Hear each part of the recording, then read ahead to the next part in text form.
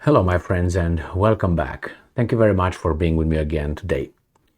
Again, the issues of Russia having or having not or not having missiles is back in business. If we were to believe what the UK intelligence, Ukrainian intelligence, US intelligence said about the Russian stockpile being depleted, they would have been already done. But they told us many times, and I covered that each and every time I found a stupid statement coming from these experts, from the intelligence community, saying that Russia is almost done with the missiles. Almost done. So it was only one person, one, since February 24th, 2022, who said Russia is not going to run out of missiles anytime soon. These were his words. And this was a German general. His last name, it was Z. I can't remember his name. I made a video on him. I made too many videos now. I can find it. I'm not going to look. You can look for it. Anyway, if I look deeper, I can find it. Anyway, this was sometime, I think in about July or something like this, when he said Russia is not going to run out of missiles anytime soon. Everybody was like, oh my God, you don't know what to talk about. All right. Now, this is the article I have right now here on that I'm going to feature. Russia still has plenty of missiles to spare, expert warns. Okay, this is May 21st, 2023, the New Voice of Ukraine. So this guy, this expert, is going to tell us that Russia has so many missiles that it's going to be a long war. Plenty of missiles to spare. Now, I will show you some videos, first videos that I made with the first claims that Russia has no more missiles, or almost critical. And I picked only 3 or 4 because I have more than that. They said it until about August last year, obviously, and then they stopped, and then they started again in December, and then they stopped again, and now they start again. So let me show you. I'm going to show you my page, my YouTube page here that I have, and I marked a few of them. So here you have them. So you have here the one that's marked right here. This is April 24th, 2022. Zelensky says that Russia fired majority of its missiles, but still many remaining. So you see here, this is on April 24th, and I made a calculation here. All right, here it is. Another one. This is on April 30th. And it says Russia used 1,300 missiles since the invasion, worth $7.5 billion. Will run out of missiles by May 15th. How did they figure that out? If you go and watch this video, I used a certain article where they tell you that they used 1,300 missiles so far, which is almost done. They say that's critical or something. It's most of the missiles. So I calculated if 1,300 is most of the missiles, I said, okay, that's 80 or 90%. I made it 100%. I found how many more they have. They should last. And I said maybe by May 15 they should be done. Well, another one is about missiles here. This is June 11th. Russia losses. June 11th. Russia should have run out of missiles, rockets by now, intelligence report. Again, this is last year. And I have another one here that I made. Right here, this is July 21st, and the title is Russia used 60% of its Kalibr and Iskander missiles since the war started. This is July, so March, right? I don't think it's anymore. So I will say March, right? So February, March, April, May, June, July. In 5 months, supposedly, they got rid of 60% of Kalibr and Iskander. So if 60%, they will need about, I'm going to be generous, 3 more months, they would have been done with all of them. So right, July, right, let's say April, March, April, May, June, July, August, September, October. By October, November last year, they should have been done. We are in almost June 2023, and they still think, I mean, I have many videos like that where they said stupid stuff, and now this expert comes and say, wait a minute, guys, these guys have too many, they're not gonna run out pretty soon. And this is the arguments, the evidence he presents. I'm very wary of experts, all right? But since this, I think he must be right based on the videos I made last year with all those statements coming from all those weasels, I tend to believe this guy. The word is believe. So the cruise missiles that Russians are using to attack Ukraine, namely the Kh-55, Kh-555 and Kh-22, are all Soviet-era munitions, no longer in production, assert Mikhailo Zhirokov, a military expert and aviation history researcher. I'm assuming that this is not a Russian guy, even though the "ov" at the end is a Russian thing. I'm assuming they will not feature a Russian expert, they will feature a Ukrainian expert.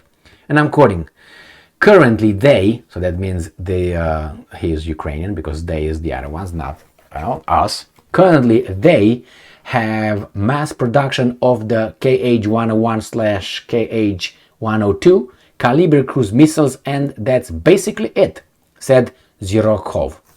And I'm quoting again. They are also planning to launch mass production of the Kh-50 Orion cruise missile. End quote. As for the stock of Soviet-made missiles, according to the expert, they are still quite large. Okay.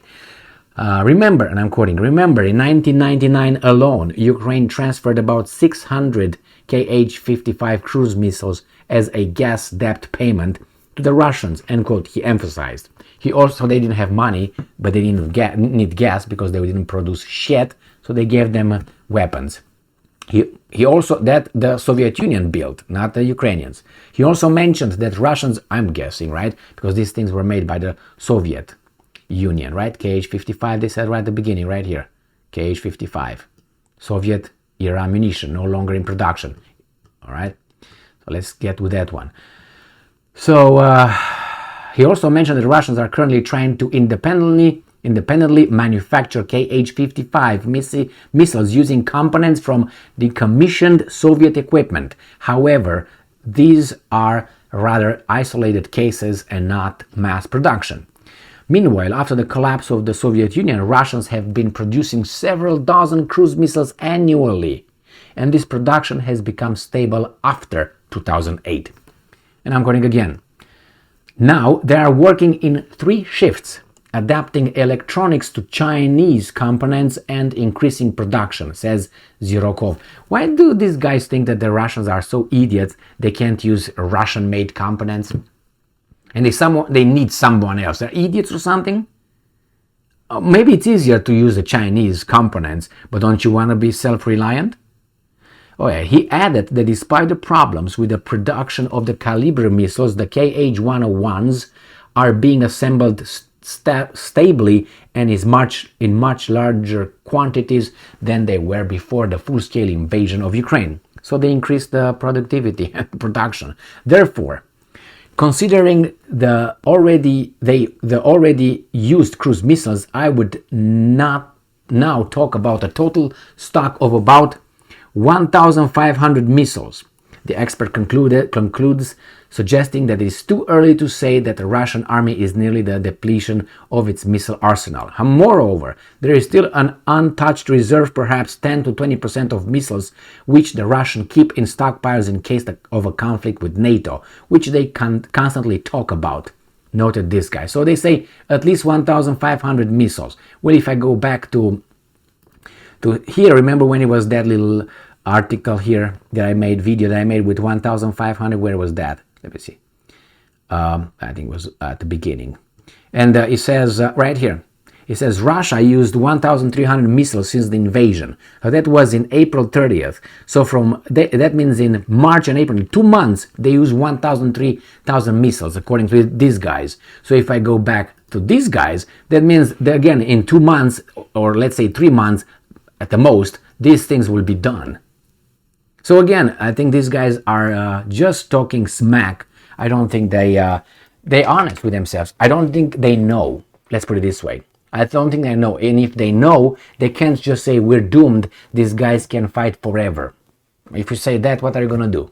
Then, So this is just how these guys are coming, and little by little they say, well, maybe it's not how we thought it's going to be. Oh, maybe the ruble did not collapse. Oh, maybe the Russians did not strangle and hung Putin, they didn't show up at the Kremlin with pitchforks and torches yet. All these things that they thought will happen in about a week or two after their sanctions, this comes to tell me that these guys really thought they are so important. And they still think they're paranoid. They're narcissistic. They don't understand that they don't have that power with Russia. They can push around Romania or countries of 20 million people or, small countries, but not Russia. I mean, the fact that these guys, the idiots from the West, how else should I call them? They thought that Russia would collapse if they place sanctions. How many rounds of sanctions they placed? 11, I think. 11.